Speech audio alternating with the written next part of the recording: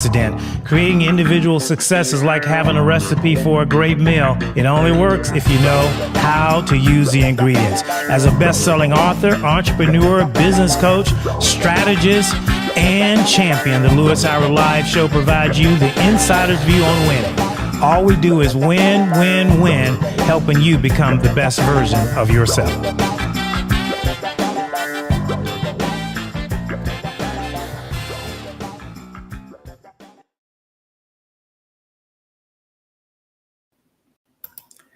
Hey, it is me, part two. Shift happens. Hey, I had to do some business, man. I had to get up and actually work here. Anyway, so I started in the previous segment, and I was just introducing really the quick topic for today. We're going to start getting back in the studio, by the way, and as I always say, thank you so much to just almost 100,000 of you have downloaded the show, and it is heard in 7 countries and on YouTube, Inspirational Recipes, Blog Talk, Spotify, Apple Podcasts.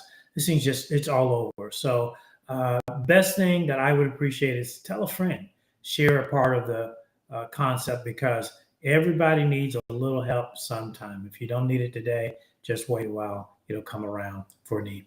Anyway, so I'm talking about shift happens, and specifically today to talk about opportunity movement. When your opportunity moves, and I was starting to talk about the book, Dr.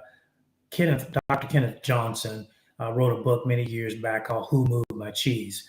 And it was about some rats, Scruffy. I can't remember all the names of it. Maybe I can look it up while I'm talking to you. But it was about who moved my cheese. And it was just a story of what happens when someone moves your cheese, someone moves your opportunity, and how that affects you. One correction is Dr. Spencer Johnson. Sorry, I said it was Kenneth Johnson, but it was Dr. Kenneth, Dr. Johnson. Just leave him at Johnson, right? Spencer Johnson. Anyway, the book is about who moved my cheese. 2 rats, Sniffy, Scruffy, and one day along, they've been going to get their cheese every day, and then one day they come along and the cheese is not there. And the book is about how their response to having their cheese move. So, in housing real estate, the market has shifted. That is the cheese moving. And so when you listen to real estate agents, mortgage lenders, you hear 2 conversations. And you hear one conversation that says market is going down, down, down. You hear another conversation that says everything is holding stable and don't worry about it.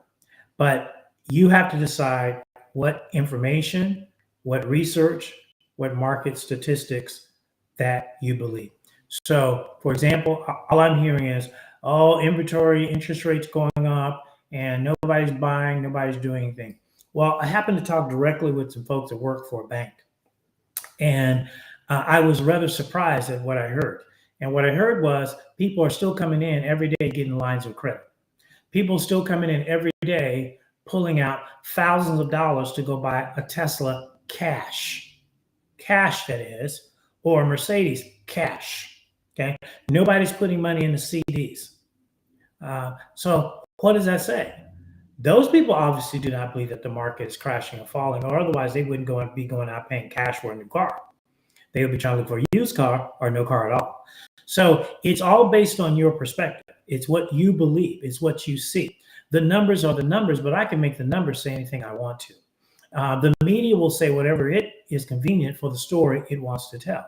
So you have to decide what you believe. But more importantly, what are you going to do? Because that's what the book Who Moved My Cheese was about, is not so much about what you believe, but what are you going to do? And so the basis was the one rat chose to stay and just wait and see if the cheese would come back again, right? And he didn't move. The other one decided to, after a period of time of waiting and realizing that there would be no more cheese, put his tennis shoes around his neck, and went off looking for new cheese. We never heard of the rat that stayed, right? The mouse that stayed, we didn't hear about him anymore. But the one who ran off, man, he got new cheese. He found new cheese, right? So as I said in the previous segment, it's worth reading the book. So when your cheese is moved, or as I said in the previous segment, somebody takes your blanket. In even more harsher terms, let's talk about bad things that happen to you. You know, several years back, I had some bad things happen to me. I didn't have a choice in it. I couldn't decide to put it on hold or push it back. It happened. So once it happened, now I have to choose how I'm going to respond. How am I going to come back from this? When you have a financial failure, if as a human being, but especially as a man, and it really gets personal because a lot of what you are is defined by your financial success. Maybe it shouldn't be, but the reality it is. Them Louis Vuitton shoes, they don't come free. Those Gucci purses don't come free. That Porsche you drive doesn't come free, right? That Kia you drive doesn't come free. So we are defined somewhat by our financial statement.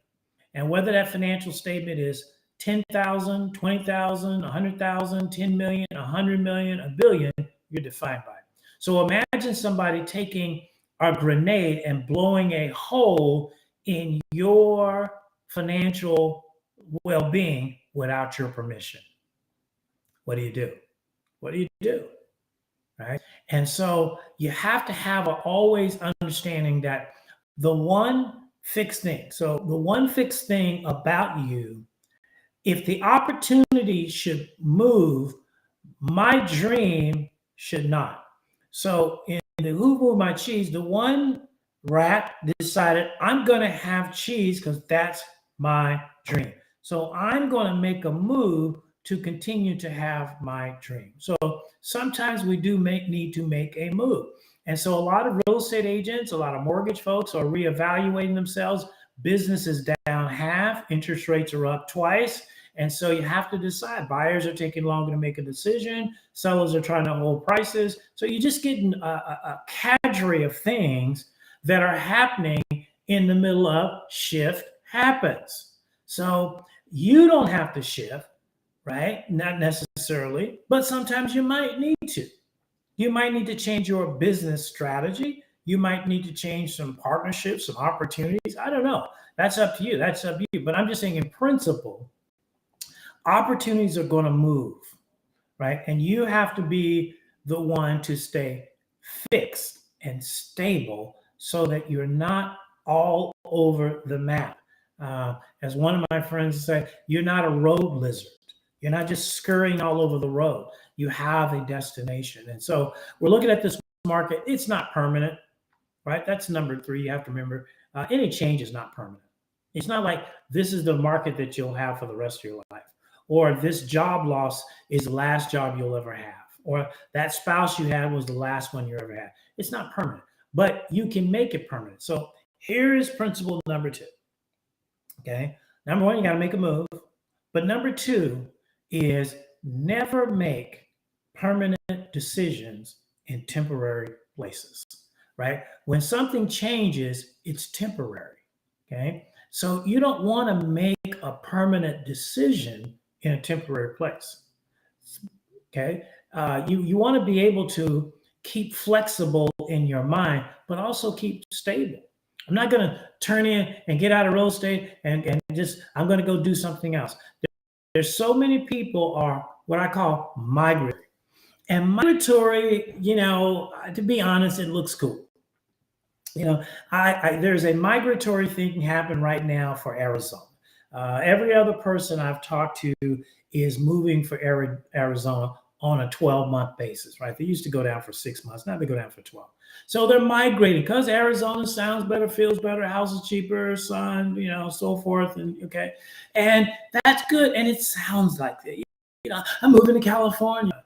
I'm moving to Barbados, right? And you go, oh man, I'm still in the Northwest. I'm still in Seattle. I'm not moving, right? And sometimes you feel like I'm outdated. I'm stuck. No, you're stable.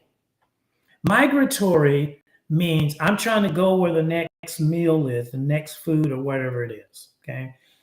Stable means I'll make my area successful wherever I am, okay? That's what I believe. Wherever I go. Now, if you go to Barbados and be successful, great. You go to Arizona and you keep your success up, great. You go to California and keep your success up, great. But I know all too many people that went down to LA, to the big city, thought they were going to make it big in their field of choice, that they were dominating here. And all of a sudden, 6 months, a year, 2 years later, I see them back.